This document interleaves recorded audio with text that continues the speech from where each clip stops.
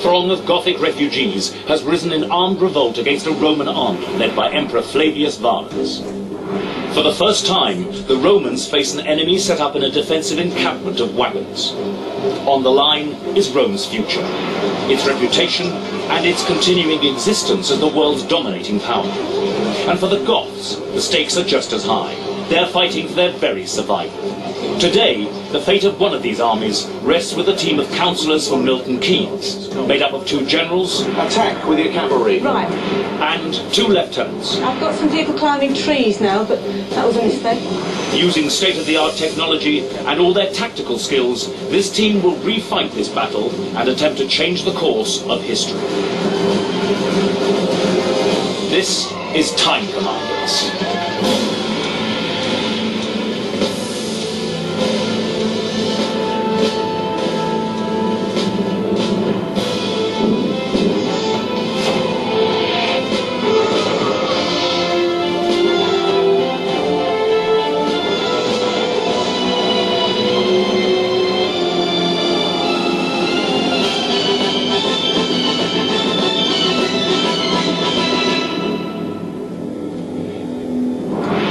With Edirne inside a 21st century war room and taking control of the battlefield are a group of city councillors from Milton Keynes. Clive Carruthers, Lib Dem, rank General. Martin Clark, Lib Dem, rank General. Jan Lloyd, Labour, rank Lieutenant. Robert Rex Exon, Lib Dem, rank Lieutenant. Let's talk about your lovely lives. Martin, you were telling me before the programme that this group of people has got more degrees than a compass. Yes, Eddie. Think that's going to help you? I'm not so sure. All right, Jan, you've recently retired as a head teacher of a special needs school, but you have chaired many strategic committees as a counsellor. How's that going to help you today, do you think? Well, I hope to avoid getting bogged down in detail, to be able to take a more strategic overview of what's going on. You'll want to know a little bit more about what we're going to do, because you're completely in the dark, you don't know which battle we're going to fight yet, and neither do I. But those 2 chaps down there do, Adrian and Eric. Monitoring the team's progress are 2 military experts. Dr. Eric Nussbacher, Senior Lecturer in War Studies, Royal Military Academy, Sandhurst. Expert in tactics and strategy.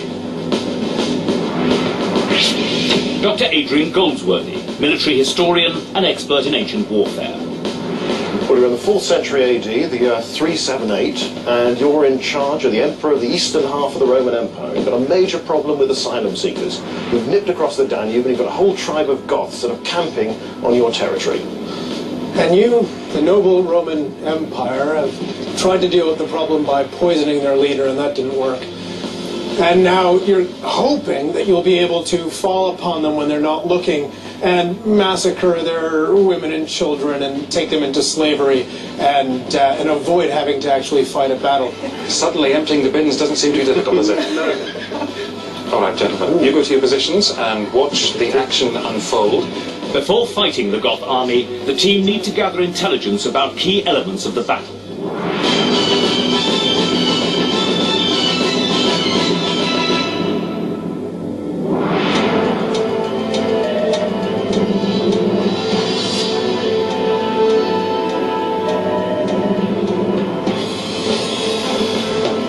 All right, the Battle of Adrianople, Romans versus the Goths.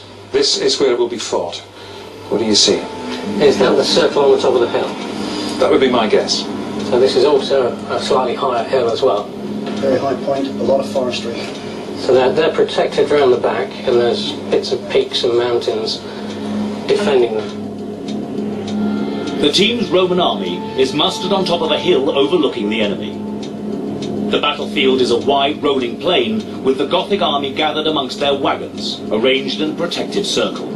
Surrounding the battlefield is a dense forest. The thing that the team needs to suss out is that their own forces will be best on the flat, and that there's a lot of flat, and there is almost a terrain feature, this wagon ladder. Really and truly, a Roman army wants the open. It's best there.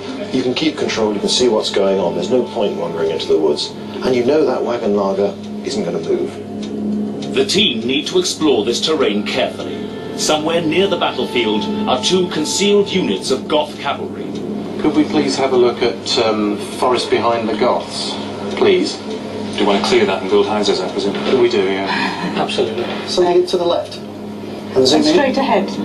Is that rocks? Or? Well, there's a dip there. They could be hiding things in there. After their recce of the battlefield, the team have a basic understanding of the lie of the land. But they have yet to discover the Goths' hidden cavalry. They ignore this looming threat at their peril.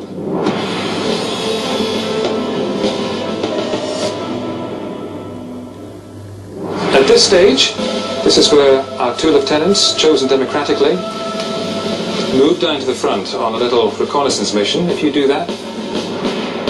While the lieutenants Jan and Rex gather information on their Roman army, the generals plot the position of their troops on the map table.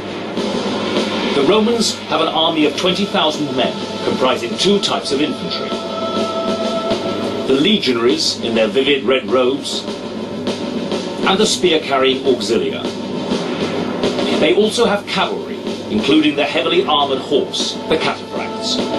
And finally, a small unit of archers. The team need to look at their troops and look at the balance between infantry and cavalry. They've got a mixture of everything. They've got quite a complicated army, so they've got to try and make sure that they can use everything in combination.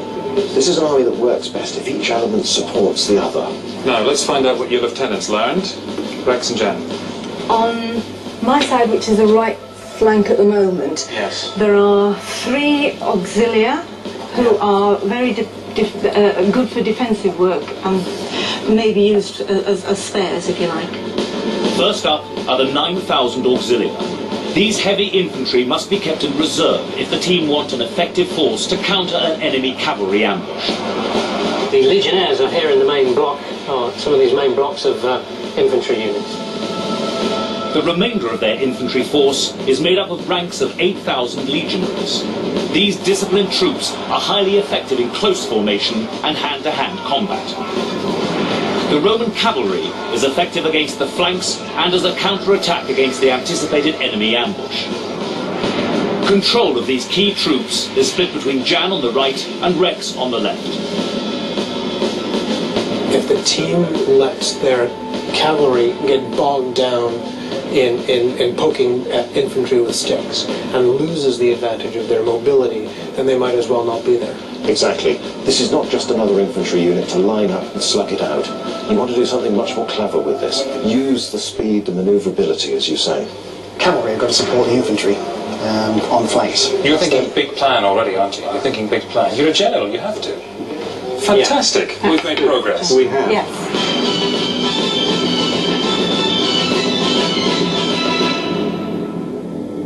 I'm going to send one lieutenant down, whichever is not your weakest link. Rex, please. Yeah, Rex.